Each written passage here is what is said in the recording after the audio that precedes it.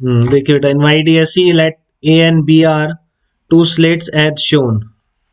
Thin films of thicknesses TA and TV and refractive indices mu A and mu B are placed in front of A and B respectively. If mu A TA equals to mu B TB,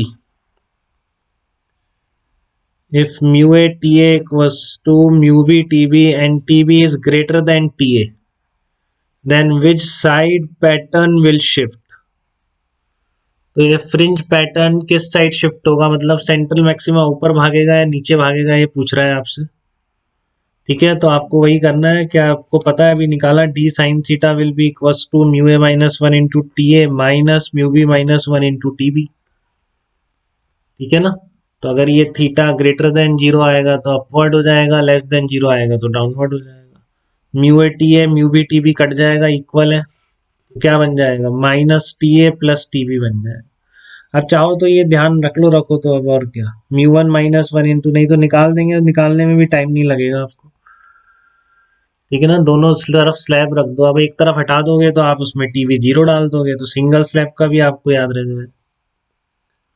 ठीक है ना, net path difference है D sine theta minus this, इस side आ जाएगा ना net path difference के लिए, वो नेट पार्ट डिफरेंस वाला एक्सप्रेशन याद रख सकते हो।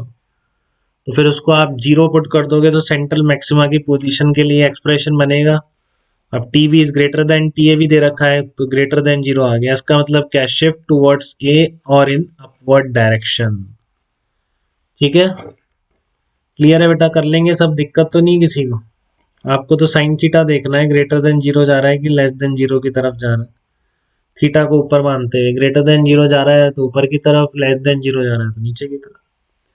ठीक है, तो नंबर ऑफ फ्रिंजेस शिफ्टेड, एक ये टर्म और होती है कि कितनी फ्रिंजेस शिफ्ट हो गई हैं।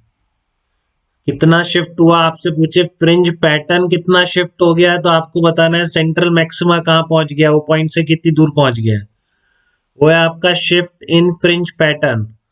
अब आपसे पूछ रहा है नंबर ऑफ फ्रिंजेस शिफ्टेड कितनी होगी, तो वो कैसे निकालोगे आप, वो ऐसे निकालोगे आप, shift in central maxima divided by fringe width. कैसे निकालोगे, शिफ्ट इन सेंट्रल मैक्सिमा कितना शिफ्ट हो गया, फ्रिंज विड्थ अनचेंज रहती है। ठीक है, तो shift in central maxima divided by fringe width, ये आपका किसका फार्मूला रहेगा, नंबर ऑफ फ्रिंजेस शिफ्टेड। तो शिफ्ट इन सेंट्रल मैक्सिमा भी देखा, वाई निकाल सकते हो। और फ्रिंज विड्थ आपको पता है, कैसा कुछ भी रख दो, किधर भी स्लैब रख दो, फ्रिंज विड्थ का फार्मूला तो यही। तो बस शिफ्ट को आप फ्रिंज विड्थ से डिवाइड कर दोगे तो that is called number of fringes shifted. ठीक है, तो किसी को दिक्कत तो नहीं है इस एग्जाम्पल में, और यहाँ तक कोई